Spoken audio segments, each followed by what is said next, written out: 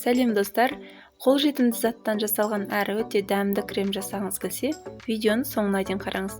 Тіпті бұл кремге сливкидің де қажет жоқ. Бар болғаны екі-ақ нәрсе керек. Ол сары май және сгущенка. Ең бастысы, оларды тоңазытқыштан алдын ала шығарып қою керек. Бөлме температурасында тұрған жұмсақ сары майды ыңғайлы әрі құрғақ ыдысқа салып, шамамен 3-4 минут миксерлеп аламыз. Содан кейін бөлме температурасында тұрған сгущенканы сары майдың үстіне аз-аздан сала отырып, миксерлей береміз. Бұған шамамен 3-4 минут уақытым кетті. Сонда байқасаңыз, бар болғаны 8 минуттың ішінде бір кремді толықтай жасап шықтық.